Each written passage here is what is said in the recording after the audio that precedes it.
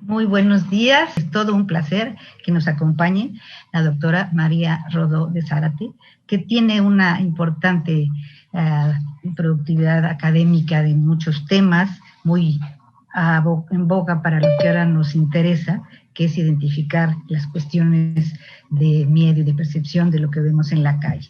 Ella es profesora Serra Hunter en la Universidad de Barcelona y miembro del grupo de investigación Grady. Su trabajo se centra en el estudio de las desigualdades sociales desde una perspectiva interseccional, espacial y emocional, aplicada a cuestiones como el derecho a la ciudad, la violencia de género o la fobia a los grupos LGTBI. Es coautora de varios libros y trabaja cuestiones de perspectivas feministas sobre independencia. Su contribución metodológica conceptual en los mapas de relieve le han permitido mostrar una serie de relaciones y dimensiones que de otra manera no podría, como serían las estructuras de poder en el punto de vista social, la experiencia vivida referente al aspecto psicológico, que cada vez está más en boga utilizándose para poder entender más el comportamiento de nuestra sociedad y que se requiere para poder ir avanzando en beneficio de los colectivos, y los lugares, en el caso de la geografía, que es una de nuestra disciplina tan rica en poder aterrizar, situar y territorializar toda la serie de variables sociales, económicas, políticas, culturales que atañen a la humanidad. En este planteamiento de los mapas de relieve le ha permitido sacar a la luz las desigualdades y discriminaciones que de otra manera podrían pasar invisibilizadas por no disponer de indicadores que las hicieran presentes, como podría ser la percepción del miedo. Ustedes pueden identificar cuando consultan las redes la gran cantidad de producción, ya sea como autora o como coautora de capítulos, libros, revistas. Ha publicado en toda una serie de revistas muy interesantes, tanto españolas como brasileñas, y todo.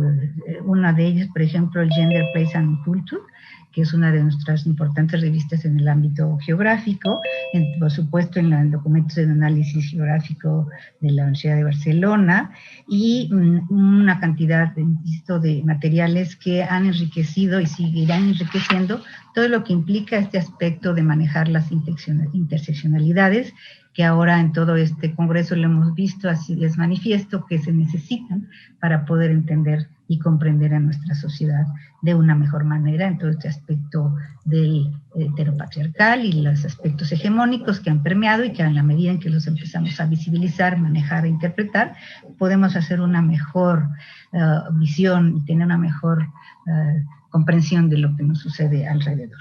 Sin más, le cedo la palabra a la doctora María Rodó con su interesante tema que hoy nos va a mostrar. Tiene la palabra, doctora. Perfecto.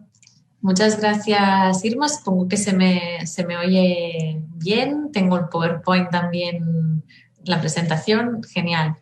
Bueno, pues muchísimas gracias, Irma, por la presentación. Muchas gracias por la invitación a este congreso. Me hizo mucha ilusión cuando recibí la invitación, a la vez que también pues por la situación actual, el hecho de no poder estar presencialmente, pues es una pena, porque me habría gustado mucho pues poder compartir este espacio, ¿no?, con todas las participantes, que también son espacios estos de compartir, de tejer redes internacionales, ¿no?, en estos espacios de informalidad que también se dan en los congresos. Pero bueno, también lo comentábamos antes de empezar, ¿no?, también esta versión online de la vida, ¿no?, también nos permite pues que muchas otras personas puedan estar conectadas, y creo que aquí también hay muchos debates geográficos interesantes de tener en cuenta en esta nueva situación. Pues bueno, voy a empezar mi ponencia sobre geografías de la interseccionalidad. Sobre objetivo y guión, la contribución o lo que pretendo aportar con esta presentación tiene que ver con cuál es esta perspectiva geográfica sobre la teoría de la interseccionalidad, que es una teoría que actualmente, ¿no?, en los últimos 10 años ha tenido pues un auge muy importante, tanto en la academia como en movimientos sociales, al menos aquí en el contexto catalán español, pero bueno, en América Latina por lo que nos llega aquí, pues seguro que también ha tenido como, ¿no?, como ese auge y esa expansión. Y es, bueno, ver cuál es el rol del espacio y cuál es la perspectiva geográfica que se puede aplicar a la interseccionalidad. Voy a empezar primero con un marco teórico sobre esas geografías de la interseccionalidad en dos sentidos, en los contextos geográficos en la producción de conocimiento y sobre las espacialidades de las dinámicas interseccionales. Luego mostraré la metodología de las mapas de relieve de la experiencia o Relief Maps y voy a mostrar un estudio de caso concreto de una investigación que acabamos de finalizar para hablar sobre este concepto del derecho al espacio, que es un concepto que estoy desarrollando que me gustaría compartir porque creo que, bueno, es un concepto que camina hacia esas geografías de la interseccionalidad. Así, en primer lugar, sobre las geografías de la interseccionalidad voy a hablar, un minuto sobre lo que significa la interseccionalidad, que supongo que es un concepto pues ampliamente conocido, es un concepto que se desarrolla en el del movimiento feminista norteamericano, del feminismo negro norteamericano en los años 80, y había muchos colectivos que habían trabajado desde esta mirada interseccional, pero se le atribuye el concepto a Kimberly Crenshaw en un texto del año 91, y ella en este texto miraba las relaciones entre raza y género, y ya usan ese concepto de raza. Ella lo miraba en el contexto legal, de ver cómo se configuraba la desigualdad, la discriminación y la violencia en las mujeres negras en Estados Unidos en concreto, en este marco como más jurídico, pero rápidamente el concepto se expande para trabajar sobre diferentes ejes, como puede ser la orientación sexual, la edad, la diversidad funcional, la clase social, y también en diferentes ámbitos, institucional, activismo. Es un concepto que hoy en día está pues en muchísima legislación, tanto que yo conozco más, pero aquí tanto a nivel europeo como una ley, la última modificación a la ley de violencia machista catalana, por ejemplo, ya incluye también este concepto de interseccionalidad. Los argumentos principales son la necesidad de tener en cuenta múltiples marcos de desigualdad para comprender cómo ésta se configura. O sea, que no podemos comprender cómo se configura la desigualdad si solo miramos la desigualdad desde la perspectiva de género o solo desde la perspectiva de clase o de raza, sino que tenemos que entender cómo se configuran entre ellas. También es contra concepciones aditivas, es decir, que de forma que una niña de 3 años pues tendrá una experiencia del sexismo que será muy diferente a la que puedo tener yo o a la que puede tener pues mi madre o mi abuela, ¿no? Tendremos experiencias del sexismo distintas según nuestra edad, pero obviamente también según pues nuestra religión, nuestro origen, etcétera. También que hay una simultaneidad de posiciones de privilegio y de opresión, es decir, yo a la vez puedo estar sufriendo una discriminación por ser mujer, pero puedo estar teniendo un privilegio por el hecho de ser blanca. Y también que los efectos de las posiciones variarán según el tiempo y el lugar. Es decir, que yo, por mis posiciones, tendré experiencias distintas, pues si estoy en mi casa, si estoy en la calle, o si estoy pues, de viaje a otro país, o si estoy dando una clase, ¿no? Pues sobre esto de las geografías de la interseccionalidad, mi aproximación a esta, ¿no?, como esta voluntad de yo empecé a trabajar sobre el concepto de interseccionalidad. Hay muy pocas cosas que vinculen la geografía con la interseccionalidad, ¿no? La geografía también como disciplina y la concepción del lugar en relación con la interseccionalidad, y yo he desarrollado en 2 líneas distintas. Una es en cómo los contextos, cómo los espacios, cómo el lugar tiene que ver, ¿no?, y tiene una repercusión en la producción de conocimiento. Y por otro lado, en las espacialidades de las dinámicas interseccionales, o sea, cuál es el rol del lugar en la dinámica interseccional y de la configuración de la desigualdad. Sobre el primer punto de contextos geográficos en la producción de conocimiento y en relación con el concepto de interseccionalidad situada, es central, es que si no veo yo, es central cuando hablamos sobre dónde se produce el conocimiento sobre interseccionalidad, situar las raíces de la interseccionalidad en el feminismo negro, y es central por varios motivos, pero sobre todo porque es una cuestión política también donde ponemos estas raíces y cómo construimos las genealogías sobre los conceptos. Por tanto, la definición de los antecedentes sobre la interseccionalidad también dependen de las relaciones de poder, y más en un momento como el actual, donde se marginalizan muchas veces también dentro de las teorías feministas, se marginalizan las discriminaciones raciales y hay estas dinámicas del whitewashing, ¿no?, del blanqueamiento, pues es muy importante poder visibilizar que el feminismo negro, ¿no? y que unos ciertos cuerpos pues, que eran y voces, ¿no? de mujeres negras que fueron las productoras de ese conocimiento en unos inicios, y también es relevante para poder vincular la producción sobre conocimiento interseccional con estos primeros desarrollos, ¿no? del concepto. Y tenemos algunas de las otras autoras sobre la interseccionalidad, Bell Hooks, Audre Lorde, Patricia Hill Collins o Angela Davis, que seguro que las conocéis, pero bueno, son algunas de las autoras que contribuyeron a este concepto, a esta visión interseccional. A esto yo lo que hago es sumarle ¿no? como una perspectiva, y distingo la interseccionalidad como teoría que aparece en los Estados Unidos. Hago esta distinción entre interseccionalidad y acción y pensamiento del tipo interseccional. Esto creo que es necesario porque, si bien es imprescindible reconocer este origen en las mujeres, en el feminismo negro norteamericano, desde una perspectiva global, Estados Unidos también se sitúa en un lugar muy concreto, ¿no? y se sitúa en un contexto pues, de que Estados Unidos tiene una posición privilegiada, ¿no? de imperialismo, en este imperialismo político, económico y cultural, que también tiene su implicación en un imperialismo en la academia y en esa producción de conocimiento, y también por el tema de la lengua, que yo creo que es central, ¿no? Esa hegemonía anglosajona en la producción de conocimiento. Parece que lo importante es escribir en inglés o deja de ser importante, ¿no? Yo creo que aquí hay como un tema importante de hegemonía y de jerarquía en la producción de conocimiento, y yo distingo como esa teoría interseccional en los Estados Unidos de otras propuestas que surgieron al mismo tiempo o incluso antes de forma paralela en otros contextos, en otras lenguas, usando otros ejes y también pues, estructurando las propuestas de una forma distinta. Y a eso lo llamo la acción y pensamiento del tipo interseccional, y lo defino como un fenómeno de desarrollo genuino de prácticas políticas y teorizaciones sobre la relación entre ejes de desigualdad, ¿vale? Por donde tendríamos la teoría interseccional, que es importante marcar los orígenes en el feminismo negro, y por otro lado esta acción y pensamiento tipo interseccional que se puede dar y que se dio en muchos lugares del mundo de forma distinta y que no tiene por qué estar vinculada con la teoría de la interseccionalidad.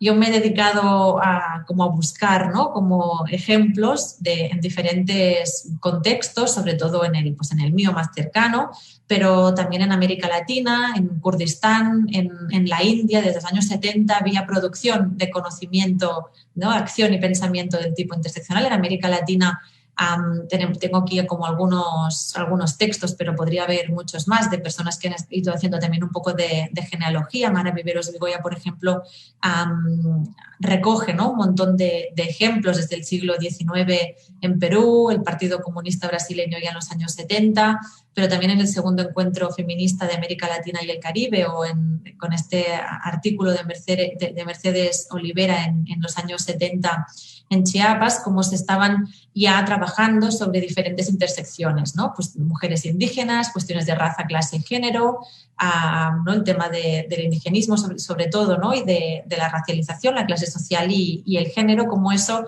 había estado presente sin necesidad de tenerlo, o sea, sin vinculación con la teoría interseccional norteamericana, pero había habido desarrollos de ese tipo interseccional. Si no los podemos llamar la teoría interseccional, pero sí de tipo interseccional.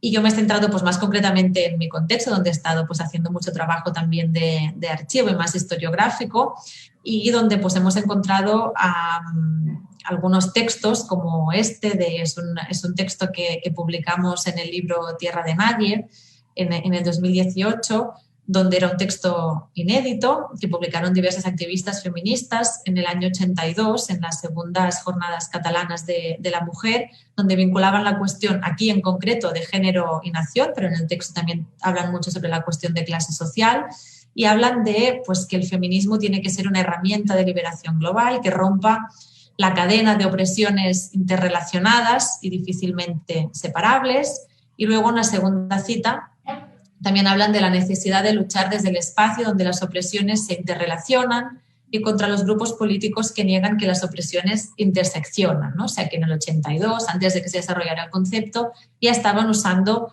pues, este tipo de conceptualizaciones que aquí, en el Estado español, en concreto en Cataluña, en Euskal Herria o en Galicia, hablaban de la triple opresión, ¿no? La cuestión de género, la cuestión nacional, que sabéis que aquí es un eje central, ¿no? También políticamente, y la clase social. Podríamos encontrar muchísimos más ejemplos de estos en el mundo. Ya digo que yo me he centrado más en mi contexto concreto, pero en América Latina sobre todo hay mucha producción, también porque yo tengo más facilidad, seguramente por el tema de la lengua, de encontrar esos referentes. Pero creo que es importante pues, ese concepto de acción y pensamiento del tipo interseccional porque nos permite ir un poco más allá de conceptualizaciones de la interseccionalidad como traveling theory, ¿no? Que se ha hablado mucho de esto, ¿no? De cómo la interseccionalidad viaja y cómo se ha ido aplicando a diferentes lugares. Pero yo con este concepto creo que es interesante desde un punto de vista geográfico porque muestra cómo en diferentes lugares, diferentes grupos, muchas veces o la mayoría de veces desde el activismo surgían y desde la organización política, en grupos marginales desarrollaban conceptualizaciones sobre la relación entre ejes que eran del tipo interseccional, ¿no? Yo creo que verlo de esta forma nos permite entender que ese pensamiento y acción interseccional pues surgía también de forma horizontal, no siempre como una réplica mal hecha, ¿no? del desarrollo de las feministas negras en Estados Unidos.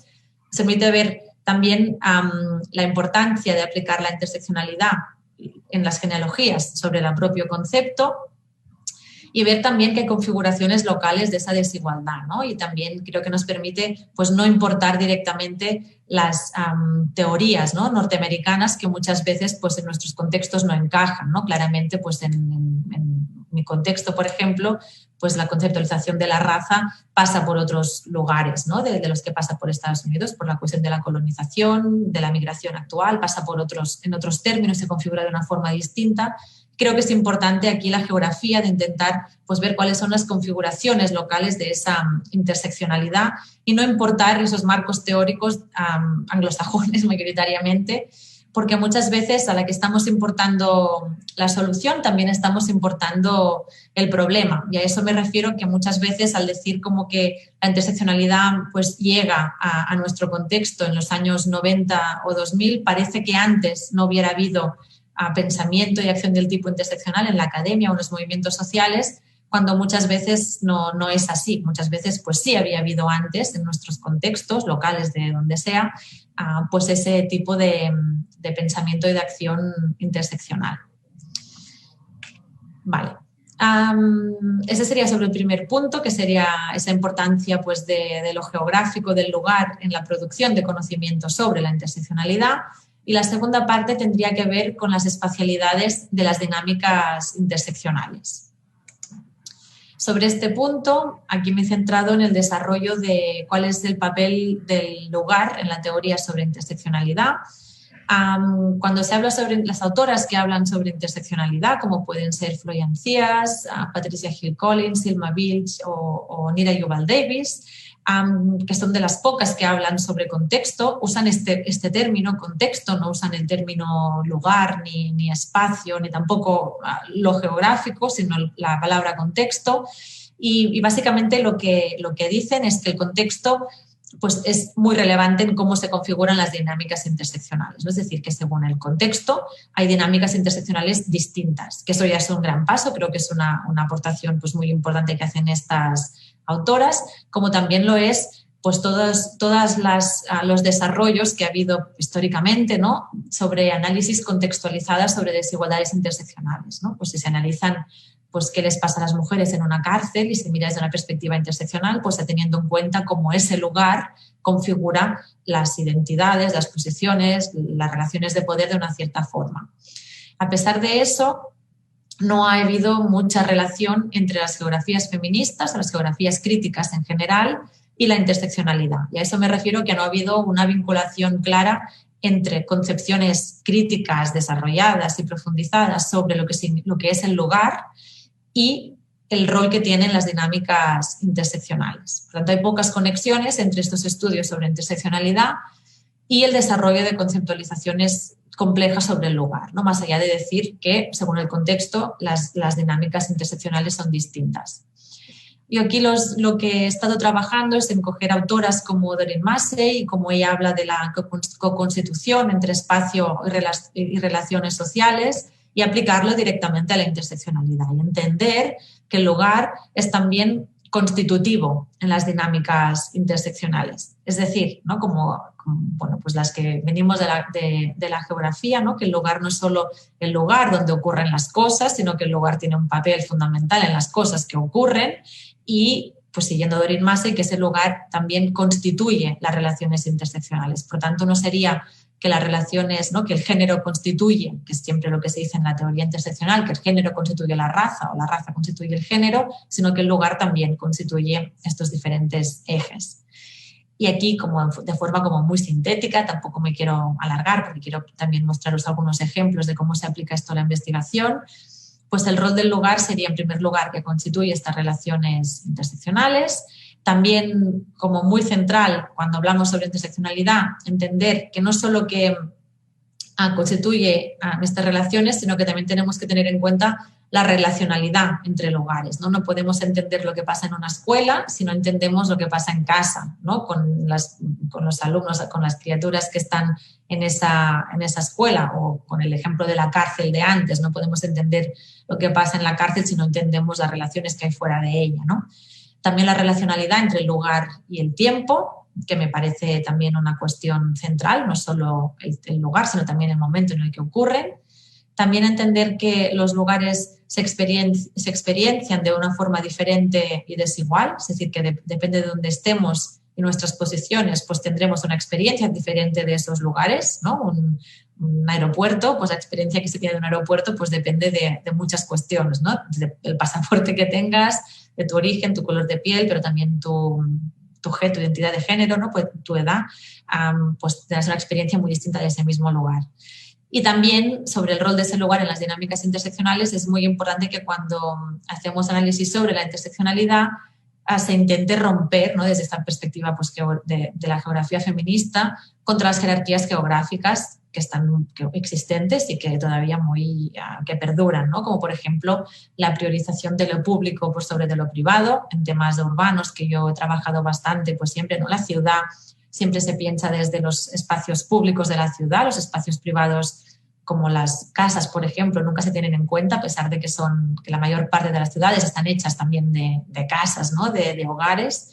Y también entender el cuerpo como un lugar, que es otra de las contribuciones también de las geografías feministas. Vale, bueno, pues hasta aquí era esta primera parte como más teórica de cómo entendía yo esas geografías de la interseccionalidad en estas dos dimensiones, tanto de la producción de conocimiento como de las espacialidades de las dinámicas interseccionales. Y la forma de trabajar esto, sobre todo esta segunda parte de las espacialidades en investigación, yo lo he desarrollado con esta herramienta de los Relief Maps, que antes Irma ya ha hablado un poco sobre ella. Os la voy a mostrar para ver cómo lo he estado aplicando en algunas investigaciones. Supongo que algunas personas ya la conocerán. Los Relief Maps o mapas de relieves de la experiencia son una metodología para recoger datos, pero también nos sirven para analizarlos, para mostrarlos visualmente, y también son una forma de concebir la interseccionalidad como algo experienciado y espacial. Y básicamente hay tres dimensiones. Hay un eje vertical donde parecen un gráfico, pero no son un gráfico. Yo prefiero llamarlos antes un dibujo, ¿no? Una representación pictórica antes que un gráfico, porque no representan datos objetivos recogidos previamente tampoco. Hay un eje de bienestar o malestar, que sería la dimensión psicológica o emocional, que es otra aquí hoy no va tanto de esto el tema, pero he estado trabajando mucho, ¿no? En ver cuál es esa dimensión emocional en las desigualdades y en la interseccionalidad, y aquí es una cuestión fundamental. Está también la dimensión geográfica, que son los diferentes lugares de la vida cotidiana, y la dimensión social, que pueden ser pues, las diferentes estructuras de poder, ¿no? Género, sexualidad, etnicidad, clase y edad en este caso, pero podrían ser pues, muchas otras distintas. El nombre es de relief, es porque en inglés tiene varias acepciones. Una es la de acentuación y la otra es de alivio. En catalán o en castellano, relieve, sería más la acentuación, o tendría esta otra acepción de alivio. Y mapa es por eso, ¿no? Porque es una representación visual y simbólica de una distribución espacial, ¿vale? Es una imagen que está organizada espacialmente, donde los lugares se clasifican según el bienestar y el malestar. Cuando desarrollé esta metodología, y hace muchos años en mi investigación doctoral, los utilizaba en papel. Fueron una herramienta que desarrollé porque necesitaba sistematizar de alguna forma datos sobre interseccionalidad. Primero se llenaba una tabla sobre las experiencias por ejes según el lugar, es decir, yo preguntaba pues cómo te sientes en tu casa por tu género, en tu casa por tu orientación sexual, en tu casa por tu etnicidad y luego pues en otro lugar, ¿no? Cómo te sientes pues en este caso en la iglesia por tu género, y eso es una reflexión, ¿no? Que luego he ido también pues organizando y operacionalizando más, pero que es una reflexión muy importante en la que se comparan, ¿no?, diferentes posiciones y diferentes lugares. Una comparación sistemática donde reflexionamos sobre nuestras posiciones en diferentes lugares, ¿no? Y en esta primera tabla, pues sobre algunas posiciones por el género, como el género en este caso, pues son columnas que están muy llenas, casillas muy llenas. Eso significa que esa posición claramente genera algún tipo de malestar a esa persona, y otras que están muy vacías, ¿no? Y eso muy claramente te hace darte cuenta de cómo tienes una experiencia muy distinta según tus posiciones. Pues a mí, si me preguntas por mi género, seguramente rellenaré muchas cosas, ¿no?, en el espacio público, en mi trabajo, ¿no?, en muchos lugares distintos. Si me preguntas por mi etnicidad, pues seguramente diré poco, ¿no?, porque no es una cuestión que en mi día a día, que en mi cotidianidad me genere malestar, ¿no? Muchas veces sobre la que ni siquiera hemos pensado, ¿no? Muchas personas, la conclusión es que no había ni siquiera pensado que era blanca, ¿no?, o que era heterosexual. El segundo paso es la declasificación de los lugares, y el tercer paso pues dibujaban con unos lápices de colores pues sus diferentes relieves, ¿no?, de este bienestar o de malestar, ¿no?, con diferentes colores según los diferentes ejes. Lo que hice hace unos 4 años es desarrollar, gracias también a la Universidad Oberta de Cataluña, que es donde estaba antes, esta web, este sitio web, reliefmaps.cat, que es, bueno, pues la digitalización un poco de esta herramienta, que la tenéis también en castellano si queréis acceder. Con esta herramienta digital se pueden crear proyectos donde se pueden escoger las categorías sobre las que quieres trabajar, que pueden ser, yo acostumbro a trabajar con 5 o 6 categorías, pero si un proyecto puede usar, por ejemplo, pues género y diversidad funcional y no usar más categorías, ¿no? Si se quiere centrar en la intersección entre estas dos, se escogen los lugares sobre los que se quiere hacer el proyecto y luego se invita a los participantes con un código de proyecto a formar parte de esta investigación. Y básicamente los participantes, después de rellenar algunos datos de perfil, rellenan pantallas como esta donde se les pregunta cómo se sienten en los diferentes lugares según los diferentes ejes que hemos escogido, pues cómo te sientes en tu casa según tu orientación sexual, se puede escribir cualitativamente, se pueden marcar diferentes emociones vinculadas a ese lugar y a esa posición, y luego hay también ese puntito arriba y abajo que muestra con el que se puede pues expresar el nivel de malestar o de bienestar en ese lugar y por ese eje. Y la web lo que hace es que directamente crea el relief map, ¿no? Y así pues también nos ahorramos la parte de tener que dibujarlo, que también a veces pues tiene una cierta dificultad técnica. Y la web es interactiva y puedes también ver pues en cada uno de los puntos que han ido poniendo pues los diferentes participantes, ¿no? Eso sería como el mapa sin comentarios, pero aquí vemos pues como en cada comentario, en cada punto, hay un comentario escrito, lo cualitativo, y hay también pues una lista de emociones, ¿no? Podéis ver también un vídeo que también está en castellano en la web sobre cómo funciona la herramienta. Y por último, sobre esta herramienta de los Relief Maps, antes que decía, ¿no?, ¿por qué sirven como conceptualización de la interseccionalidad? En primer lugar, porque permiten recoger información sobre estas 3 dimensiones, la geográfica, la social y la psicológica. También es importante para los debates sobre interseccionalidad que las categorías no se representan directamente. En un mapa no vemos nunca categorías como mujer, hombre o trans o no binario, no vemos nunca la categoría, sino que vemos la estructura, no vemos género. Así nos evitamos el reforzar las categorías.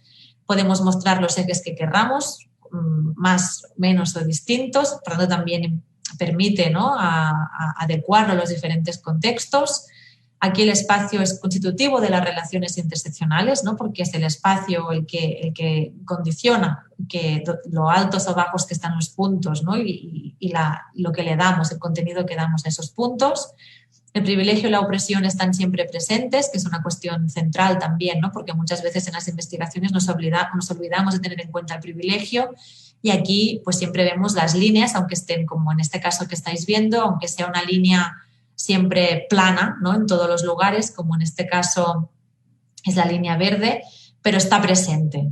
Por tanto, nos está indicando que hay un privilegio, en este caso de etnicidad.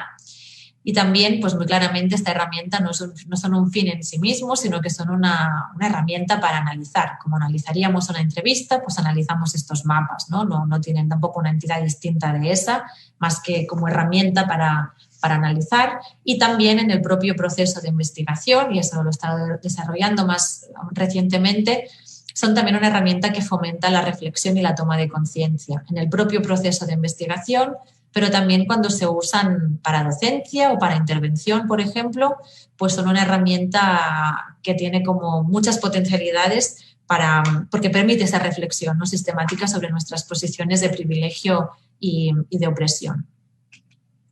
Bueno, como decía, las aplicaciones pues tanto pueden ser en investigación, que es algo que os voy a enseñar ahora como algunos ejemplos, como en docencia o intervención. Sobre investigación, os voy a mostrar un estudio de caso de este proyecto, Miradas poliédricas a la violencia de género, propuestas para la prevención en los centros de secundaria, es decir, como en instituto, para adolescentes, desde una perspectiva holística interseccional, que es un proyecto que hemos desarrollado con Gerard Collplanas y un equipo de investigación. Una parte de este proyecto tenía como pues, muchas ramas distintas, pero una parte de trabajo empírico eran 4 institutos de secundaria en Cataluña, con contextos sociodemográficos muy distintos, y trabajamos con 88 estudiantes en total, con los que hicimos pues, diferentes sesiones. En una de ellas les hacíamos rellenar estos relief maps. También aquí 4 datos, tampoco, o sea, lo que quiero mostrar también son reflexiones que surgen de esta investigación, pero para que tengáis como algunos datos sobre el perfil. Tenían entre 14 y 16 años, también había hombres, mujeres, orientación sexual, pues había bastante diversidad, sobre todo entre las mujeres, también diversidad religiosa y étnica en los diferentes centros. Y también esto, sociodemográficamente también eran muy distintos. Algunos eran, pues uno por ejemplo era en Barcelona, en un barrio de una zona alta de la ciudad, con una renta pues alta, y alguno otro era pues con centros de alta complejidad que les llaman. Las dimensiones que usamos para los relief maps en la geográfica, trabajamos sobre la casa, el instituto, el espacio público y las redes sociales, y para la dimensión social trabajamos sobre género, orientación sexual, otro que era como un cajón, ¿no?, donde pusimos origen, religión y nacionalidad. Y un cuarto que añadimos, que no se acostumbra a añadir en estudios interseccionales, es el aspecto físico, pero consideramos que por el grupo con el que estábamos tratando era un eje muy importante, ¿no?, muy relevante también para los objetivos del proyecto, que aquí no me voy a poner ahora, pero era un eje que considerábamos muy, muy relevante para nuestro proyecto. Sobre los datos, sobre el análisis de los datos, como os comentaba antes, que se podía mover este punto arriba o abajo en relación pues, con el bienestar o malestar, esto nos permitía que, a pesar de que el lugar donde se coloca el punto es de una forma muy aproximada, esto del ordenador, ¿no?, la tecnología nos da un número, a pesar de que quien marca el participante no es que ponga un 64 o un 66 de nivel de malestar o de bienestar, pero el ordenador sí toma un número del 1 al 100. Luego establecí estos niveles de malestar, de bienestar total, malestar bajo, medio o alto, y con esto también se pudo hacer pues, una comparación a un nivel más cuantitativo. Es una muestra pequeña, 88 personas, por lo tanto tampoco es que dé para mucho análisis cuantitativo, pero sí fue una prueba para ver cómo se podía usar esta herramienta a nivel cuantitativo si tuviéramos muestras mayores. Y salieron cosas muy interesantes, sobre todo comparando entre los perfiles, los lugares, el tipo de emociones, ¿no? Pudimos comparar mucha información porque cada punto tiene muchísima información, ¿no? Como por ejemplo que el 26% de las mujeres sentían un malestar medio o alto en redes sociales por su género, en comparación con el 4% de los hombres, que las personas no heterosexuales del estudio eran el único grupo que sentía un malestar medio o alto en casa, relacionado con su orientación sexual y mostraban emociones como rechazo, ansiedad o preocupación. También en el espacio público, el 40% de mujeres sentían un malestar medio o alto por su género y ninguno de los hombres marcó que sintiera malestar por su género, se lo sentían por otros ejes, pero no por su género. O, por ejemplo, que el 44% de los musulmanes sentían un malestar medio o alto en el instituto por su identidad religiosa, ¿no? Por tanto, aquí con este análisis cuantitativo, a pesar de la pequeña que era la muestra, pues sí nos evidenciaba que en diferentes lugares había algunos ejes que estaban pues como muy acentuados, ¿no? En esta parte pues más de ver la magnitud que tenían esos malestares. Y también aparecían pues intersecciones interesantes, como por ejemplo que los hombres expresaban un malestar mayor por su origen que las mujeres, sobre todo en el espacio público, y en cambio que las mujeres expresaban un malestar mucho mayor debido a su aspecto físico que los hombres, ¿no? Sí, por tanto teníamos como esa mezcla, ¿no? Podíamos también ver pues esas intersecciones entre diferentes ejes y el malestar. Y aquí ahora os quería enseñar por último pues algunos de los resultados pues más cualitativos en relación a y cómo se vinculan este concepto del derecho al espacio. Aquí tengo como algunos ejemplos de los mapas que recogimos en este estudio. Aquí vemos, por ejemplo, una mujer bisexual, atea y blanca de 15 años de este estudio que nos decía que en su casa, en relación con su orientación sexual, nos decía: hace muy poco tuve el valor de explicar a mis padres mi orientación sexual, no se lo tomaron bien y la pareja de mi madre hizo comentarios muy homofóbicos y marcaba emociones como humillación, rechazo, angustia, preocupación o discriminación. En relación con la orientación sexual también en el espacio público, decía: muchas veces he oído comentarios o notado malas miradas por estar besando a una chica. Eso me da mucho coraje.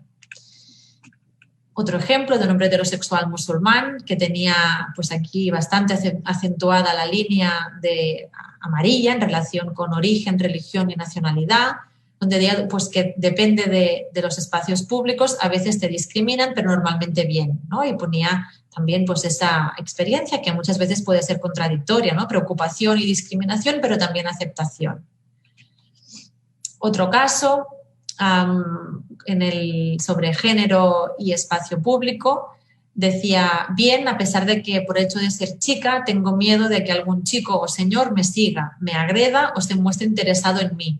Todo esto por la calle y sin saber nada del hombre que me sigue. Y decía: miedo, preocupación o seguridad. Esta cuestión del miedo salió, que yo he trabajado mucho y aquí salía de una forma como muy mayoritaria, la cuestión de las chicas, la cuestión del miedo en el espacio público. Pero bueno, había también otros temas, ¿no? Por ejemplo, con el aspecto físico, en el instituto decía: me siento bien a pesar de que todas las chicas de mi clase tienen pecho y yo no tengo, no me afecta, pero me siento diferente, ya que a esa edad es normal tener pecho. Sobre el tema del aspecto físico se vinculaban muchas cuestiones, como la cuestión de la piel, de la forma del cuerpo, de la altura, ¿no? Temas de gordofobia salían un montón y bueno, había muchísimos comentarios y especialmente en el instituto. Aquí vemos otro también en relación con el aspecto físico, que si bien pues este era un chico heterosexual, ateo y blanco, pero en cambio por el tema del aspecto físico, que es difícil recoger datos de perfil sobre esta cuestión también, que no recogimos, pero sí vemos pues unos niveles altos de malestar. Y aquí me quería centrar por último en estos otros mapas que nos aparecieron cuando recogimos datos en el instituto, que son los mapas que les llamamos mapas del silencio, ¿no? Que son unos mapas que eran absolutamente planos y que nos iban saliendo pues bastantes, ¿no? Sobre todo pues eran por parte de chicos heterosexuales blancos, donde tenían pues las 4 líneas planas, ¿no? No había ninguna línea que estuviera acentuada y los comentarios eran pues como bien, o ya directamente, como se ve en el último, pues nada, ¿no? Directamente no escribían nada. Y aquí también son relevantes las emociones que vinculan: aceptación, libertad, protección, seguridad, tranquilidad.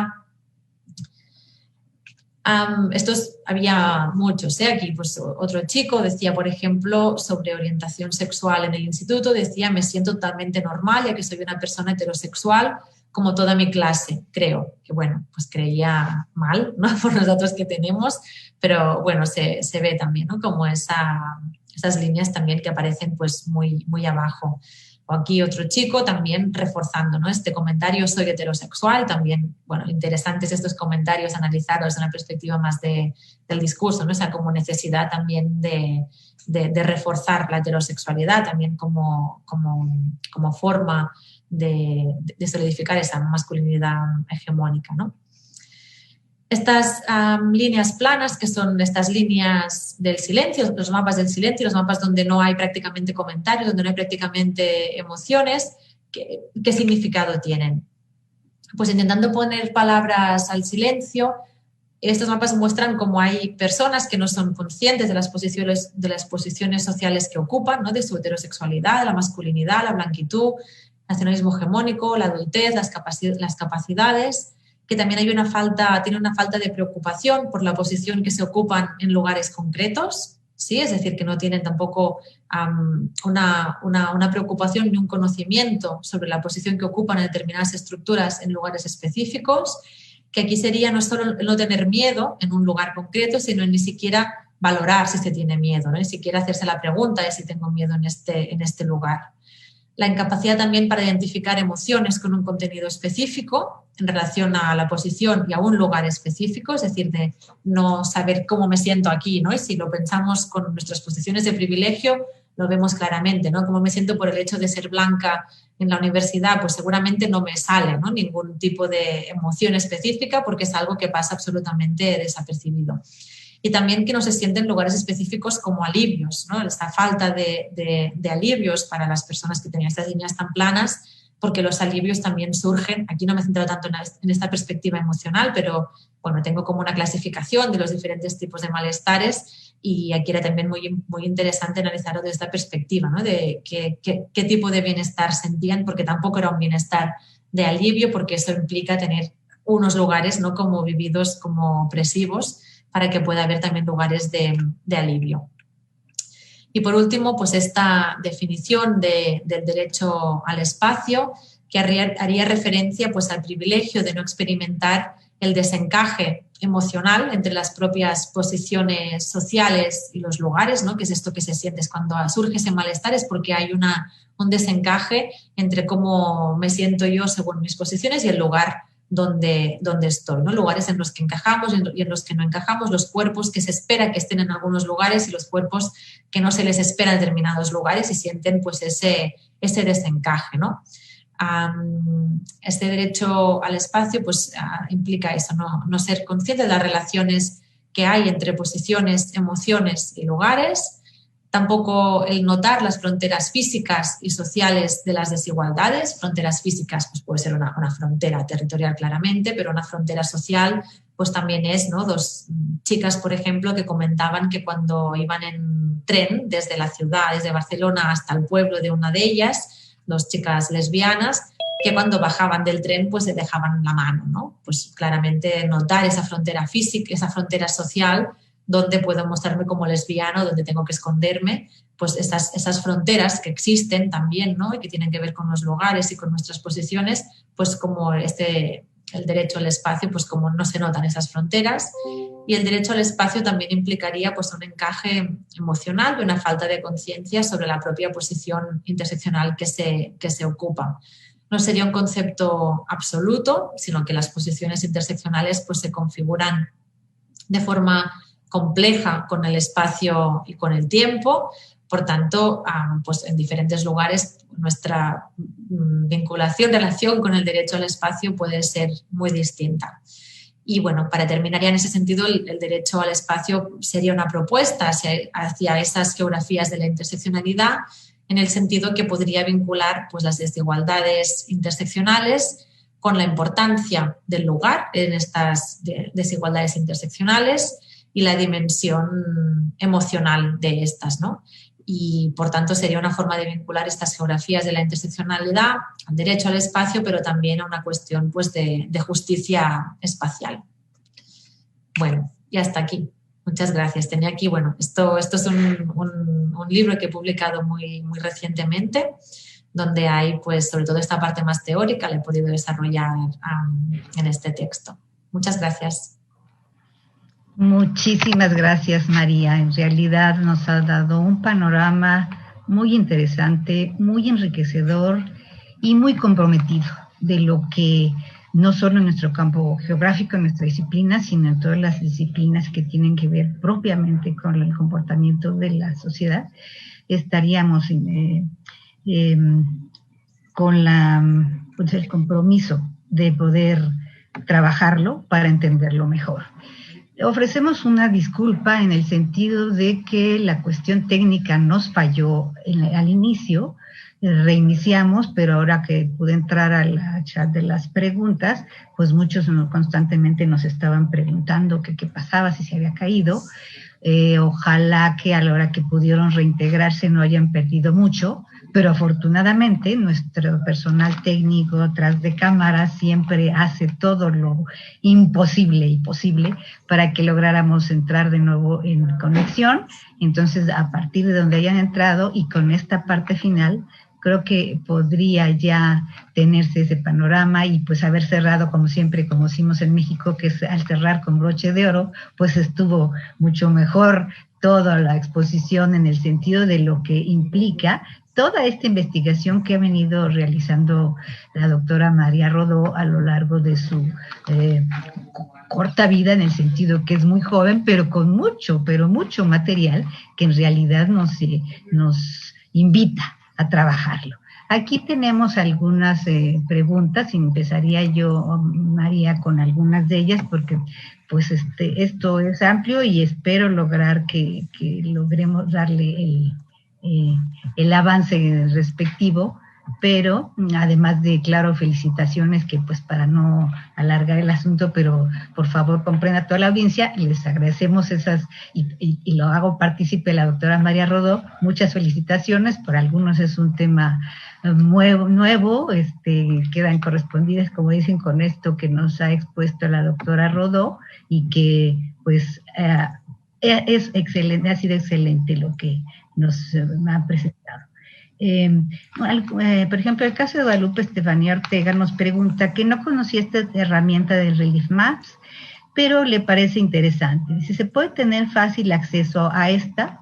Ya con la liga que nos presentó la doctora. Sí, bueno, es una herramienta pública, gratuita y abierta, por tanto, quien quiera puede pues, crear un proyecto, enviarlo a los participantes y usar la herramienta. Estamos ahora en el desarrollo de una nueva versión, porque esta ya hace años que la creamos, yo la verdad es que no tenía ni idea de tecnologías digitales y ahora ya hemos ido aprendiendo también yo mucho, ¿no? Y también con los años que hace que se está usando, que se han hecho más de 300 proyectos con la herramienta en diferentes partes del mundo, pues también voy viendo, ¿no?, las dificultades, los obstáculos en su utilización, pero bueno, de momento sí está abierta y es pública y gratuita.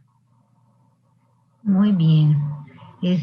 Por ahí preguntaban, perdón, es que aquí ya se me perdieron, pero ¿cómo podían medirse los mapas, los picos de los mapas? Digo, ya lo explicaste, pero para que quede claro y aquellos que lo pudieron perder en su momento, esos picos que ya mencionaste, que les quede claro. Sí, bueno, ¿cómo se miden estos? Cada persona pone el punto más arriba o más abajo, es cada participante quien pone el punto y lo pones de una perspectiva muy aproximada y está bien que sea así, o sea, no hay ninguna voluntad como de objetivizar estos datos ni de precisar las emociones. Por eso hay diferentes formas de conseguir ¿no?, el significado que tiene ese punto. Una forma que es pues más cualitativa, donde nos dan el matiz de ese punto, las emociones y lo arriba o abajo que esté. No tendría ningún sentido comparar un 63 con un 62, ¿no? O un 65. Por eso pues hice pues esas agrupaciones, ¿no? Se entiende que de un 0 al 10 pues es un bienestar muy alto y a partir de 10, cuando las personas empiezan a marcar a partir de, ¿no?, de lo que sería pues a partir de ese 10 de malestar, pues que ya nos están queriendo mostrar alguna cosa. También es importante entender que que esos mapas tienen sentido, sobre todo tienen una lógica interna. Es decir, yo pongo un punto más alto o más bajo según lo que me ha ido pasando en mi vida. Que eso se pueda comparar directamente con lo que le ha pasado a la persona que tengo al lado, pues es difícil, ¿no? Pero con eso estamos jugando estamos analizando emociones y tenemos, pues claro que son siempre pues subjetivas y tienen que ver con la percepción. Y va de eso, o sea, de ver la percepción que tienen las personas sobre sus propias posiciones. Gracias, María. En Facebook nos están preguntando cómo dar cuenta de las geografías de la interseccionalidad en relación con los espacios virtuales. Y te hago de nuevo de una vez para que quede aquí. ¿Y de qué manera se pueden construir modelos analíticos basados en una clasificación de lugares, como espacio construido, material y socialmente, en ciudades muy dinámicas en donde estos lugares cambian de manera rápida? A ver, estas dos, María. Sí, bueno, así que la primera, dar cuenta de las geografías de la interseccionalidad en relación con los espacios virtuales, y en la que sigue, de qué manera se construyen esos modelos analíticos basados en la clasificación de lugares, espacio construido, material y socialmente, en ciudades muy dinámicas donde cambia todo muy rápido. Sí, sobre el tema de espacios virtuales, pues es lo mismo. Aquí usamos uno de los lugares que usamos precisamente para ese proyecto eran las redes sociales y simplemente se utiliza pues como un lugar más. Se podrían usar los mapas, por ejemplo, los mapas de relieve se podrían usar pues solo en espacios virtuales y preguntar sobre cómo se siente la gente en diferentes plataformas, cómo te sientes pues en Instagram, en WhatsApp o en Twitter, si hay cuestiones diferentes, y podríamos analizar pues si se da más, o sea, hay más percepción de racismo en Twitter que en Instagram, por ejemplo, ¿no? Más malestar en relación al aspecto físico en Instagram que en Twitter. O sea, podríamos hacer ese tipo de análisis. Si lo centráramos solo en las redes sociales, pues podríamos profundizar muchísimo. Sobre modelos analíticos, aquí una cosa que no he mostrado aquí, porque todavía estamos trabajando mucho en ello, pero va a salir pronto, me hubiera gustado poderlo enseñar hoy, pero no estaba todavía cómo enseñarlo. Estamos desarrollando, junto con otra profesora, Marie-Jane Gisbert, que ya es especialista en temas de sistemas de información geográfica, estamos desarrollando una app para móvil que recogerá los mismos datos que recogen los Relief Maps, pero añadiremos los datos georreferenciados. Las personas podrán decir qué les pasa en lugares concretos de la ciudad. Esto será como un nuevo desarrollo ¿no? Pasamos de los Relief Maps en papel, luego en web, y ahora ya les daremos como el tema de la georreferenciación, ¿no? Como vamos también avanzando en estas tecnologías. Y con eso el objetivo es poder crear mapas reales de las ciudades, ¿no? Si aquí teníamos los lugares, eran lugares en abstracto, pues tu casa, el espacio público, como no, un lugar como más así como concepto. Luego tendremos lugares como muy específicos, ¿no? Y nuestro objetivo es poder recoger también muestras grandes y poder crear mapas de la ciudad donde se vean pues los mismos relieves, las curvas y esas acentuaciones de malestar y de bienestar según diferentes ejes, pero en mapas reales en este caso será de la ciudad de Barcelona, que es donde vamos a aplicar este proyecto. Sin duda, los sistemas de información geográfica sí nos van a ayudar ahora en este momento, y bueno, desde que aparecieron, pero ahora que se han especializado más, nos permiten, ¿no?, tener toda una visión de conjunto y hacer toda una serie de traslapes, sí, hacer el álgebra de mapas para poder entender mejor cualquiera de estos comportamientos. Sí, lo que hay muy poca cosa que vincule como visiones críticas y feministas con los sistemas de información geográfica, y mucho menos sobre interseccionalidad, también porque hay una crítica al positivismo, ¿no?, y a ciertas formas de hacer investigación, y estamos ahí como batallando, ¿no?, viendo cómo se pueden vincular como esas concepciones más críticas sobre estas herramientas, pero usando las herramientas, ¿no?, a nuestro servicio, que es para la justicia social, ¿no?, y para visibilizar las desigualdades, y estamos trabajando en ello. Sí, definitivamente, afortunadamente queda para propia identificación del investigador y aprovechar estas herramientas que nos brindan los sistemas de información geográfica. Vi la pregunta, pero como esto se mueve y yo no soy muy ducha aquí en esto de los laptops, pero más o menos la pregunta que mencionaba, porque ya salió, gracias, perdón. Además de felicitar a Álvaro López López, nuestro colega del Instituto de Geografía, dice, me gustaría saber si el discurso de la interseccionalidad se ha extendido en España hacia el antiespecismo. En caso de que sí, ¿qué tan difícil ha sido su incorporación?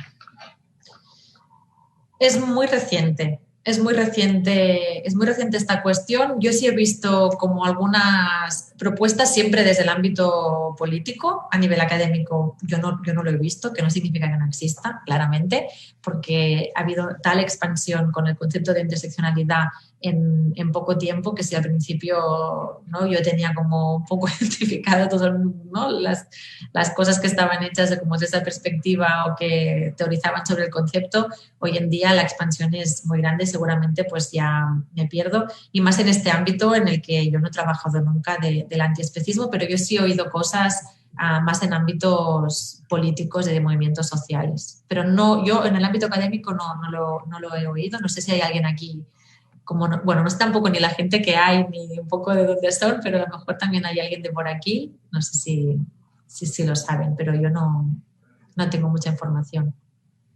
El doctor López se ha abocado a estudiar estas cuestiones del antiespecismo y pues habrá que incursionar, ¿no? Digamos que ahora le dejamos la semilla ahí plantada para que empiece a incursionar en esa línea que él con varios de sus colegas ha ido avanzando. Sí, yo sobre eso creo que sí, o sea, el marco interseccional, que en el libro justamente desarrollo mucho este concepto, que es que yo como entiendo la interseccionalidad es que siempre tiene que estar abierta a que surjan nuevos ejes y que eso no se tiene que ver como un problema. A veces como no, es que es infinito, es que no, como que nunca acaba la lista. Bueno, pues no pasa nada que no acabe nunca la lista, ¿no? Si surgen nuevos ejes significa que hay personas que se han estado organizando para pensar cómo afecta, ¿no?, una determinada estructura. Y por tanto tenemos que celebrarlo, ¿no? Para mí es un motivo de celebración, ¿no?, que entren pues nuevos ejes a tener que ser considerados en los marcos interseccionales. Por supuesto. Bueno, ahorita, insisto, continúan y varios estaban con esta queja de que se perdió la conexión, pero bueno, abusando de tu gentileza y pues en lo que sí continúan llegando más preguntas, es muy importante cuando tú planteaste en tu conferencia, pues que esto deriva, ¿no?, de las heridas interseccionales, ¿no?, que definitivamente, pues sí, siempre a veces a través del dolor, ¿no?, la herida que puede ser o leve o muy profunda, pues es lo que nos permite en todo caso, pues empezar a ser partícipes de trabajos, ¿no?, de investigaciones para poder llegar a entenderlo y en su caso transmitir al resto para pues ver dónde estamos fallando. Así empezamos con estos trabajos del feminismo para visibilizar aquello que estaba ahí, que estaba oculto, pero que no se trabajaba, no se quería hacer explícito. Afortunadamente esto ha ido cambiando y cada vez es más, ¿no? Hemos ido avanzando y las luces están, pero aún nos falta encender e iluminar todo el mundo, porque incluso hay muchas sociedades que todavía no entran en estos complejos de trabajo, ¿no? En ese sentido también creo que desde el punto de vista geográfico la cuestión del lugar, el tiempo es bien importante. No es lo mismo lo que pudo haber cuando, claro, en los 80s y 70s se dio esto y cuando surge el mismo planteamiento de Crenshaw en el 91 a 40 años después, ¿no?, lo que estamos viviendo ahora, pero también tal vez en grados extremos, ¿no?, de lo que implica pues tantas complejidades que nos implican ahora para nuestras sociedades, ¿no? A ver, porque tengo aquí, perdón, que no soy muy ducha en esto, pero tengo que combinar doble. Yo no soy multitask, pero trataremos de aterrizar. Afortunadamente tenemos muy buen tiempo. Termino con este aspecto que estaba planteando y me voy para ver lo que tengo aquí en el celular, ¿no? Y es en este caso una pregunta para que lo que me haces favor de responderla, abusando de que tengo el micrófono, es en esta clasificación de los lugares y viendo también las cuestiones de los grupos etarios y que te has abocado a trabajar pues jóvenes y también ha incursionado en niños, que pues no, eso también lo tenemos muy olvidado. Has llegado al último nivel, en este caso a los grupos etarios de mayor edad. que si es que los has contemplado, o si los contemplarías, ¿qué tanto crees que se modificarían? Por supuesto que el espacio público se interpreta diferente de acuerdo al grupo etario y de acuerdo al género, pero si ha llegado en tus estudios o pretenderías en algún momento también abarcar ese grupo de la tercera edad y que nos daría otro tipo de comportamientos y de entendimiento social. Por favor, María. Uh-huh. Gracias. Sí, yo como comentabas me he centrado más en jóvenes que en otros grupos de edad, aunque también he trabajado mucho con personas adultas, pero sobre todo adolescentes y jóvenes. A esta herramienta sí la hemos aplicado con gente más joven, ¿no? Como infancia, y con personas mayores en algún caso, pero muy puntual. Y presenta, el tema digital, pues a veces presenta determinados pues, obstáculos, ¿no? Por la cuestión pues, del uso de las herramientas digitales. Por ejemplo, yo en un estudio que hice sobre temas LGTB y sobre todo sobre homofobia, era muy interesante ver cómo personas mayores, en el caso eran hombres mayores gays, mostraban que tenían niveles de malestar muy bajos por cuestiones que por la literatura sabemos que hay muchos problemas, ¿no? Que hay muchas problemáticas, y aquí era muy interesante comparar estos mapas. Yo no pude llegar a hacerlo como en profundidad, pero el nivel que tenían de malestar era bajo porque lo comparaban con otros momentos en su vida, ¿no? Era como, bueno, yo como estoy ahora en el espacio público a lo que era ser gay en los años 70, pues ahora estoy muy bien, ¿no? Luego también esto pues, nos dio mucho que reflexionar sobre cómo la percepción de la desigualdad, la percepción del malestar, de la violencia, pues tiene esa parte también comparativa con otros momentos en la vida o con otros ejes, ¿no? Y a veces, pues eso con las personas mayores era un tema como muy relevante, ¿no? De poder ver también un poco esa trayectoria de vida. Pero bueno, claramente sería muy interesante pues aplicarlo concretamente a las personas mayores y ver cómo viven diferentes lugares de su vida cotidiana, ¿no? Desde el espacio doméstico, espacio público, diferentes lugares donde se juntan. Creo que sería muy interesante. Y también quería comentar sobre lo que decías antes de la herida, que lo tenía así en la diapositiva, pero no he ahondado porque me iba un poco del tema y por el tiempo no quería alargarme, pero si me permites ahora, que ¿no? Con la oportunidad en las preguntas.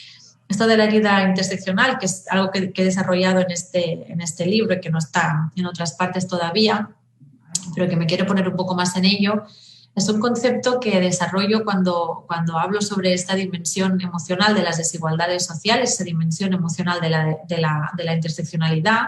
Y la herida interseccional tiene que ver con la herida que se produce cuando, estando en una posición de opresión por un eje, se nos identifica y se nos señala como privilegiadas por otro eje, ¿no? Y eso está causando, bueno, por lo que he podido ver, sobre todo en el ámbito más político, está causando pues muchos conflictos, ¿no? Porque grupos sociales, pues por ejemplo, ¿no? Cuando las mujeres que se han juntado, ¿no? Que han podido identificar pues sus opresiones, que se han juntado para hacerles frente a ellas y que además han sido castigadas por ello muchas veces. Después, cuando se las señala pues, por su blanquitud, ¿no? O por el racismo que pueden estar ejerciendo en un determinado lugar, pues se produce esta herida. Esto pasa en esta dirección, pero puede pasar en muchas otras personas, ¿no? Cuando una persona racializada pues se la señala como privilegiada por razón de clase social, ¿no? Por su estatus económico, por ejemplo. Eso provoca esa herida que muchas veces pues, nos cuesta mucho de gestionar, ¿no? ¿Cómo gestionamos eso en los debates políticos, pero también académicos? Creo que muchas veces es fuente de conflicto y que justamente el marco interseccional nos puede dar como herramientas para gestionar eso de una forma pues un poco más sana también, ¿no? Y aquí yo cojo a Audre Lorde, como habla de la rabia, de la legitimidad de la rabia para expresar el dolor por un eje, ¿no? de opresión, que creo que es muy necesario que entendamos que muchas veces el dolor se expresa con rabia y esa es legítima, y la expresión de la rabia nos tiene que llevar a preguntarnos de dónde surge esa rabia y no de sentirnos como directamente atacadas, ¿no? Porque esa rabia se dirige a nosotras. Por tanto, creo que eso es relevante, pero también yo aquí le añado la cuestión de la ética del cuidado feminista, que tiene que ver con también pensar a quién estamos dirigiendo esa rabia y qué mochila lleva, ¿no? Qué ejes de opresión y qué posiciones de opresión también lleva encima y cómo repercute pues, ese tipo de relación. Pero bueno, es un concepto con el que estoy el que estoy trabajando, pero porque veo también eso, ¿no? Que muchas veces esa dimensión emocional tiene mucho que ver con los conflictos actuales. Por supuesto, ¿no? Que están ahí presentes y que en realidad, pues siempre, en la medida en que los podamos visualizar, podremos entender y abonar en ello. Por aquí tengo otra cuestión, María, de urbanismo, mujeres y ciudad en Latinoamérica. Las posibilidades de la herramienta son maravillosas, efectivamente. Nosotras en la plataforma nos hemos inspirado de tu trabajo. Queríamos preguntar sobre siguientes pasos de la herramienta. ¿Cómo materializar lo analizado para transformar el entorno urbano? Muy bien, muchas gracias por el comentario. Yo creo que este desarrollo con la app puede servir. Es decir, si la perspectiva es más, pues ese también como más desde la intervención y en lugares específicos, yo creo que con lo de la app, de poder identificar qué pasa en lugares concretos, nos va a poder dar como herramientas nuevas. Yo creo que la herramienta como está funcionando ahora nos sirve más para trabajar sobre la experiencia de las desigualdades y esa dinámica, ¿no? Esa dinámica que aporta lo geográfico y el lugar, pero que claramente para una perspectiva pues más de intervención sobre el espacio urbano, creo que sí, esos datos georreferenciados pueden servir muchísimo para ver qué pasa en determinados lugares, pero tenemos que ver también qué nos sale, ¿no? Yo también tengo como algunos miedos, por ejemplo, que algunos lugares estigmaticen, ¿no? Que eso es un riesgo que corremos, aunque yo creo que si la muestra es suficientemente diversa nos puede dar como nos puede dar visiones bastante críticas, ¿no? Lugares que están estigmatizados pues, por la población que hay, ¿no? Migrada, por ejemplo, a lo mejor si preguntamos a esa misma población, lo que nos dicen es que justamente su malestar viene por origen, por su relación con la policía, ¿no? Por la criminalización, por ejemplo, a ciertos colectivos. O sea que, tenemos que ver qué pasa, que primero tenemos que probarla con este proyecto en la ciudad de Barcelona, pero creo que puede ser eso, un nuevo desarrollo de la aplicación. Claro, las posibilidades nos irán dando cómo implementarlo.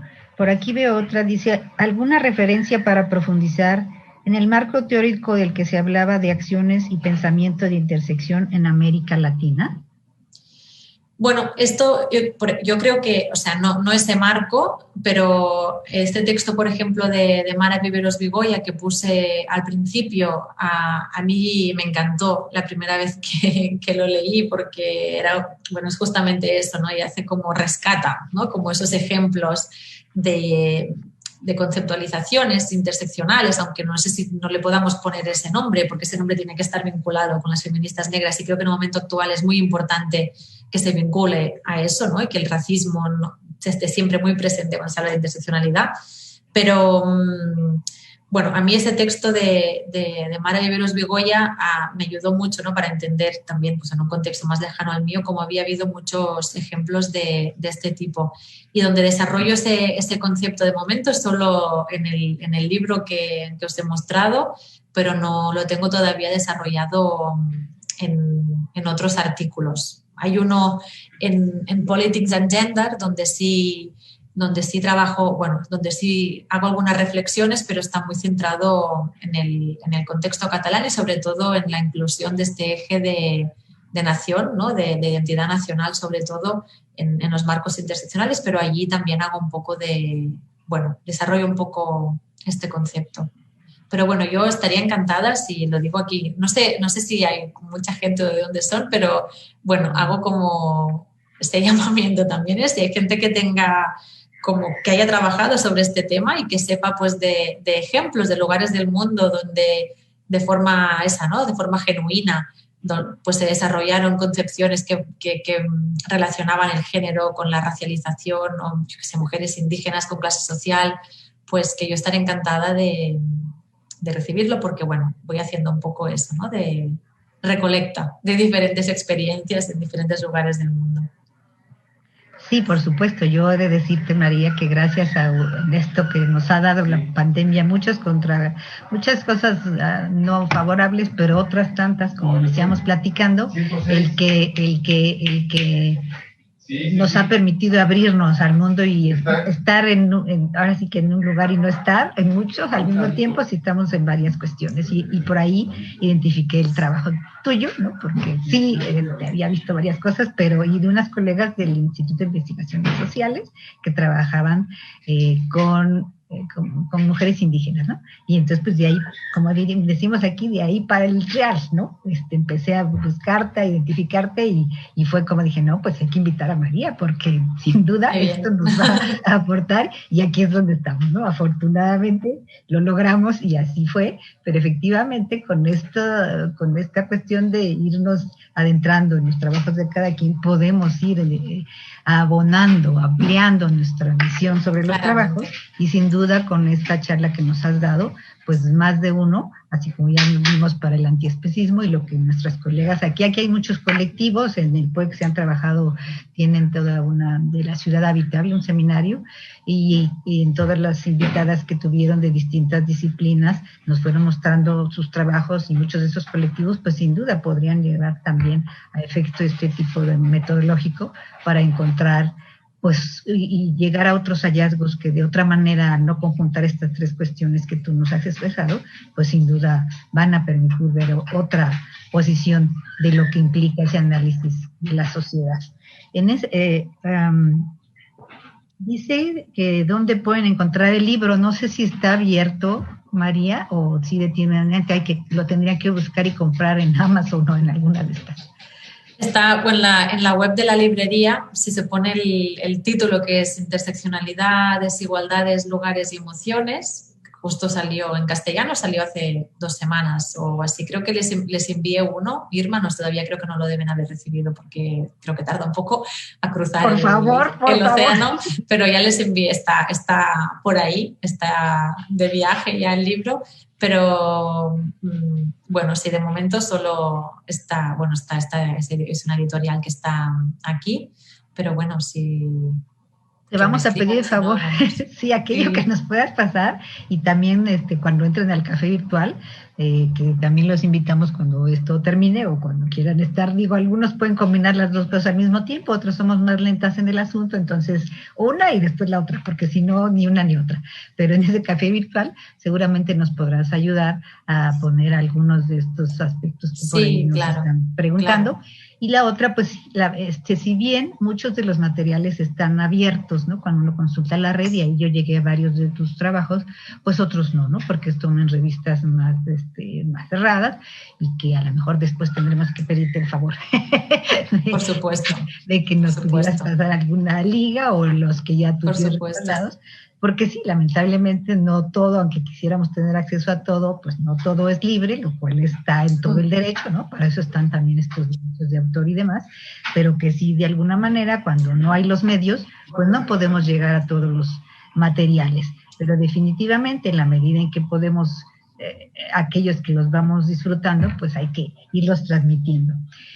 Otra pregunta, María, se refería, y ya lo comentaste en la charla, los mapas del silencio, pero y que la verdad creo que también sería todo un tema ahí por identificar, ¿no? Estos mapas del silencio, porque nos implica, pues tendrían el trasfondo muchas cosas, ¿no? Que pues al estarse en silencio, como todo lo que no se decía antes, pues no podemos entonces entender las cosas, pero desde tu interpretación, y no sé si eso cambiaría también si estos trabajos fueran en Barcelona, si en el contexto español, que tienen también últimamente mucho problema migratorio y demás, estos mapas del silencio, ¿cómo los interpretar difícil, pero qué podría surgir de todo eso a partir de pues muchos mapas del silencio? Sí, los mapas del silencio primero era como cuando yo recibo pues todos los mapas, ¿no? De todas las personas que han participado, pues la vista se te va muy rápidamente a los que están muy acentuados, ¿no? Y en los que hay muchos comentarios y también pues desde esta posición de investigadora pues de ir a leer, ¿no? Todo lo que ponen y intentar analizarlo, ver qué temas aparecen, ¿no? Hay como esa primera... no sé, ¿no? Como esa primera dinámica, ¿no? Esa primera pues, voluntad o necesidad de conocer cuáles son los problemas que escribe la gente, los malestares, ¿no? Cómo se configuran. Pero al cabo de un tiempo de ir viendo esto, había como unos cuantos que ni siquiera había mirado, ¿no? Que eran todos esos mapas como con las líneas planas que un poco los descartas, ¿no? Como, bueno, esos mapas no dicen nada. Pero eran bastantes, ¿no? Y un día los cogí y pensé, bueno, a ver, esos mapas son bastantes, no dicen nada, pero nos están diciendo muchísimo. O sea, esos mapas lo que son el reflejo es del privilegio, ¿no? Y es que lo interesante, creo que, por desgracia, es poder ver esa desigualdad. O sea, como hay personas que tienen mapas con esos puntos hacia arriba y hacia abajo, que cambian de lugares, con una complejidad, con párrafos así escritos de lo que les pasa en el espacio público, de lo que les pasa en su casa, por su género, por su orientación sexual, y personas que ni siquiera saben qué escribir porque nunca han hecho una reflexión, ¿no? En relación con estos temas. Y esos mapas muestran el privilegio. Yo creo que también es como interesante mostrarlo, ¿no? Y que también en esa parte más de intervención que tienen estos mapas, que yo lo uso, por ejemplo, en mis clases, ¿no? En la docencia, para hablar sobre la posicionalidad en la investigación, ¿no? Para hablar sobre la propia posicionalidad, pues implican también esa reflexión sobre nuestros propios privilegios y de una manera que creo que es interesante porque no genera mucha resistencia, ¿no? Con este proyecto que estaba hablando, una de las cosas que vimos es que cuando se hace prevención sobre violencia machista o violencia de género, pues muchas veces hay mucha resistencia por parte de los chicos jóvenes a ese tipo de discurso, ¿no? Porque se los identifica claramente como agresores. Con esta dinámica interseccional y con los mapas es fácil generar empatías. Cuando los hemos usado con grupos grandes de jóvenes, por ejemplo, de adolescentes, pues se genera empatía, ¿no? Desde los diferentes puntos de malestar. A lo mejor yo no tengo un punto de malestar por etnicidad, pero sí lo tengo por mi orientación sexual. Y cuando veo que tú tienes uno por tu etnicidad, pero no por tu orientación sexual, pues tu malestar es diferente al mío, pero a lo mejor puedo generar una empatía, ¿no? De pensar, bueno, ella se siente mal por esto como yo me siento mal por lo otro, pero puedo entender qué estás sintiendo y cómo te cuesta expresarlo, cómo dificulta tu vida en ese lugar ese malestar, ¿no? Luego eso genera también esas empatías.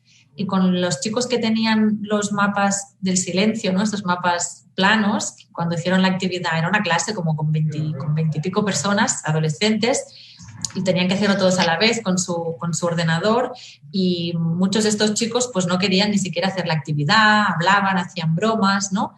Veían todas las pantallas iguales. Pero cuando terminamos la actividad y vieron que había gente en su clase que llevaba media hora escribiendo, y cuando empezaron a comentar qué habían puesto en los puntos, pues le empezaron a cambiar un poco las caras, ¿no? De ver, bueno, pues a lo mejor yo sí tengo un privilegio, ¿no? Y ahí hubo comentarios muy interesantes por parte de estos chicos, y yo creo que eso también es un tema a trabajar, ¿no? Porque también forma parte de la transformación social, el hecho de que personas con una posición de privilegio pueden sentirse también interpeladas por la desigualdad, ¿no? Claro.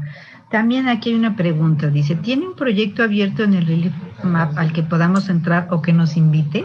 Ya lo mencionaste, pero si quieres para que quede, ¿no? Sí, no, proyecto abierto no hay. Hay proyectos de otras personas que los ponen en abierto y pueden probar algunos de esos proyectos o pueden crear el suyo propio, pero yo no tengo proyectos abiertos. Eso, bueno, depende, ¿no? Yo normalmente mis proyectos pues intento tener un poco la muestra controlada, ¿no? En un cierto sentido de, bueno, pues si voy a esta escuela y hago con esta clase, pues quiero tener esos, ¿no? Quiero saber un poco, pues eso, de dónde vienen esos mapas, pero pueden crear el suyo propio. Yo y quien quiera hacer proyectos, yo siempre lo digo, como muy abierta, y me gusta mucho que me escriban y que me cuenten lo que están haciendo con la herramienta, y también me va muy bien a mí para mejorarla, para ver lo que no funciona, lo que sí gusta. O sea que yo estoy muy abierta a recibir correos y colaborar con lo que quieran, si la van a usar.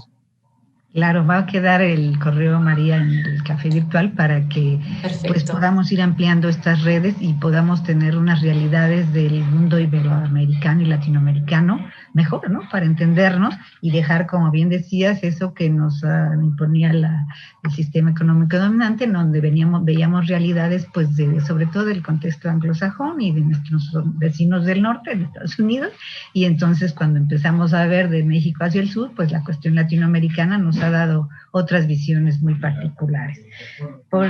Entiendo que ya estás cansadita, pero vamos a los últimos minutos, María, porque ustedes ya están terminando el día, nosotros apenas estamos llegando a la mitad de este día, pero dice, en México también usamos la categoría de clasismo.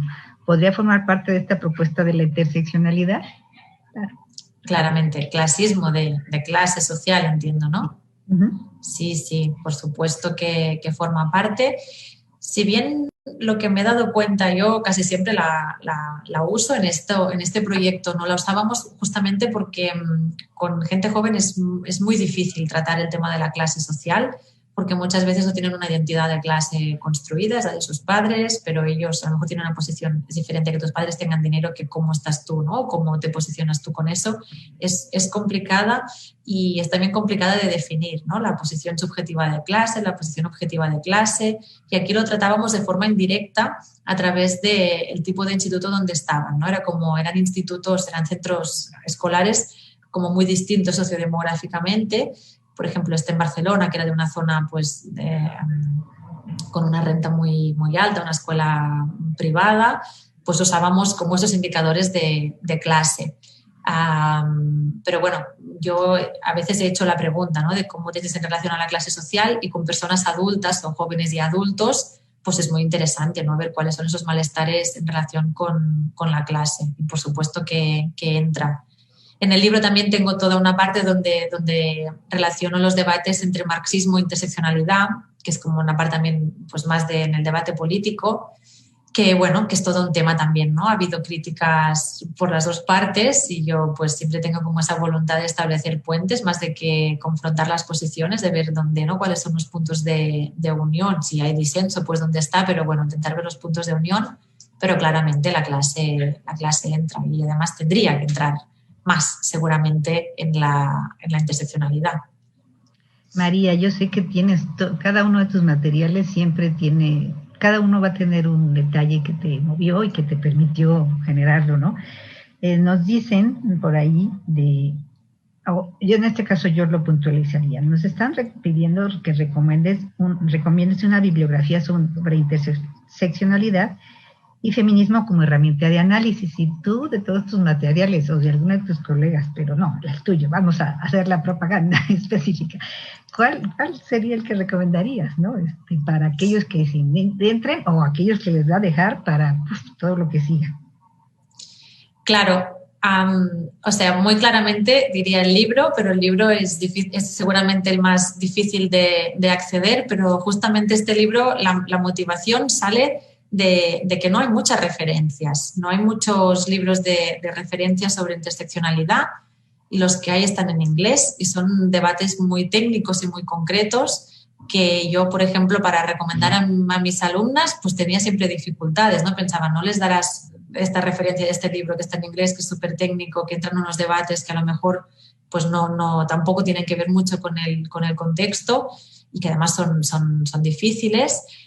Bueno, pues eso implicaba una dificultad también para acceder a este concepto, ¿no? Yo creo que eso es un riesgo, porque un concepto con la expansión que ha tenido, con el uso tan popular que se le da, ¿no? Es decir, que se habla de interseccionalidad pues en muchísimos lugares, y que no haya referencias claras, yo creo que es problemático, sobre todo porque se le puede quitar la parte de radicalidad que tiene en sus orígenes este concepto, ¿no? Y pasa, ¿no?, cuando las instituciones usan el concepto también sin darle esa parte como más estructural de la desigualdad, de incluir la cuestión del racismo, por ejemplo, es difícil. Y en el libro yo me encargué de sistematizar un poco también toda la bibliografía, intentar explicar los diferentes debates, que seguro que me dejo muchos y no pretendo que sea exhaustivo tampoco, pero sí intentar como explicar un poco los debates principales que hay sobre el concepto, y poner mucha bibliografía, muchas referencias, para que quien quisiera ahondar en alguno de los temas pues pudiera ir a buscar esos artículos. Luego yo ahí hice como ese esfuerzo, también está en catalán y en castellano, porque quería que llegara a un público donde, pues, bueno, no sé aquí en México, pero aquí muchas veces el inglés es una barrera de acceso, ¿no? Porque hay muchas personas que no lo leen, ¿no?, con fluidez, y es una barrera a estos textos, a estos libros de referencia que sí hay en inglés, y por eso también la voluntad de hacerlo en mi lengua, primero en catalán y luego en el castellano también, que por la difusión que puede tener. Fuera de esto, yo les puedo pasar, si quieren ahora cuando tenga el chat disponible en el café, les puedo pasar algunas referencias en castellano, supongo. Bueno, en inglés hay más cosas, tengo algunos artículos más, en castellano menos. Pero bueno, podríamos pensar en hacer algo con el libro también, si se animaran o hubiera interés en intentar, pues no sé, republicarlo con alguna editorial de aquí para que fuera más fácil la distribución. Yo esto estaría encantada también. Pues buscaremos, ¿no?, la forma de que pueda llegarse Sí, porque a mí, para mí me sabe mal cuando veo esas limitaciones de la difusión del conocimiento, ya sea por temas lingüísticos, porque las revistas son de pago o porque los libros son caros y tienen que venir de lejos. A mí todo eso, mira que intento siempre como escribirlo de diferentes formas, en diferentes formatos y lenguas, pero bueno, siempre hay esa limitación. Y me queda claro y afortunadamente, y qué bueno que lo haces, ¿no?, tanto en el catalán como en el español, y el inglés, ¿no?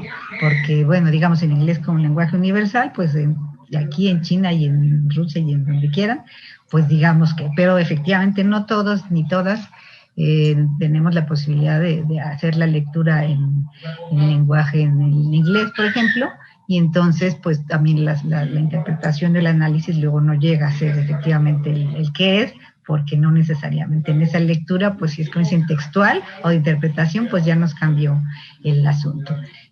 María, yo en verdad estoy muy agradecida. Vi una aquí, pero bueno, ya te amenacé que ya te iba a dejar. Era muy interesante, pero es que esto se mueve mucho de veras y yo ya,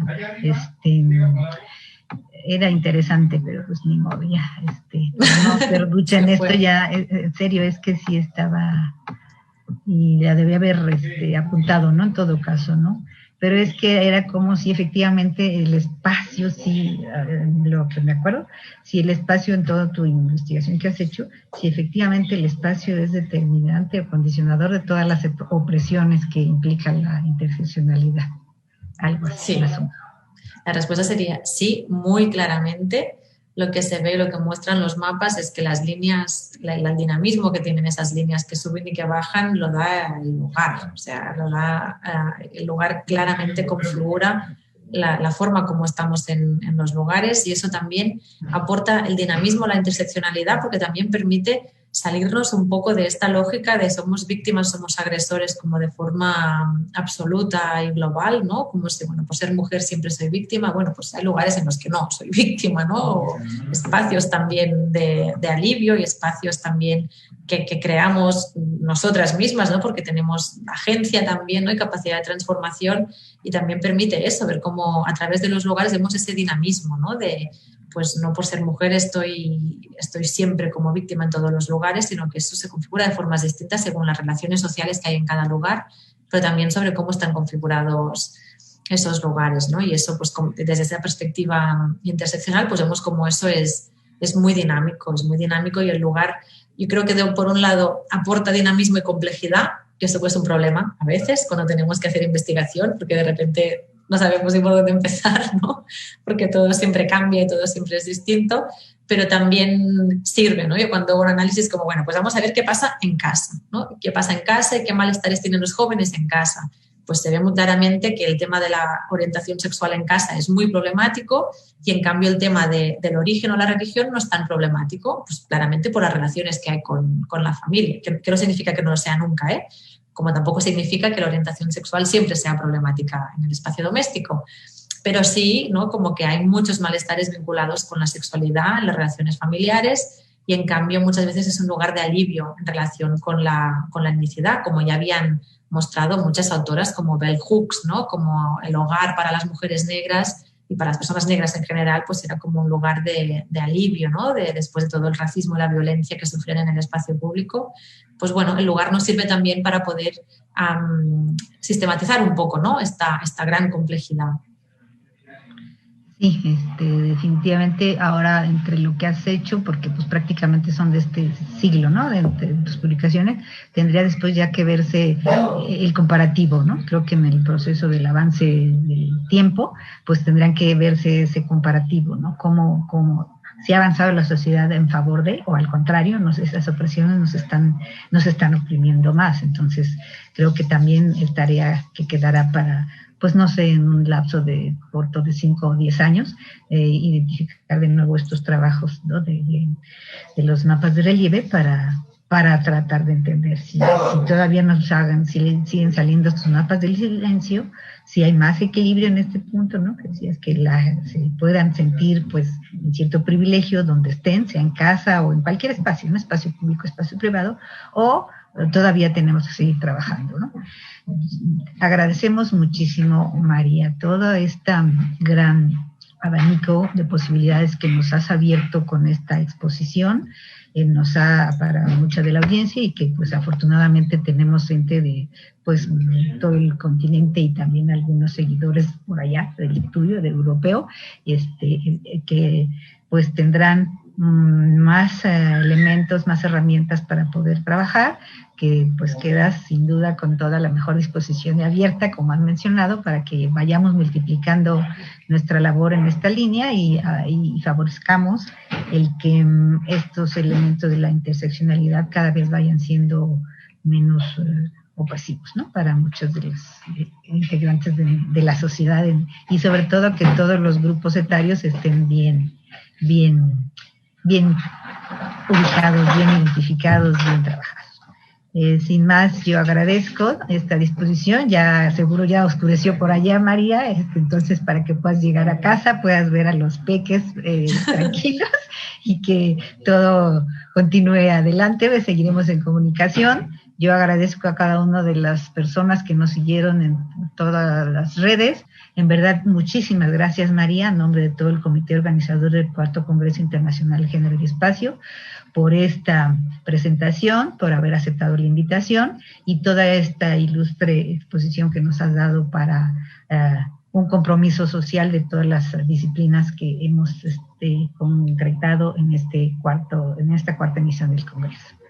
Bueno, muchas gracias a todos por las preguntas también, que me han parecido preguntas muy interesantes, que también me permiten a mí, ¿no?, como ir desarrollando las ideas, y gracias a todas por organizarlo, las participantes y también especialmente a las dos personas con el lenguaje de signos, que yo sé que corro muchísimo hablando y de vez en cuando les miraba y pensaba que frena un poco, porque siempre tengo ese problema de, que a veces como empiezo como a acelerarme.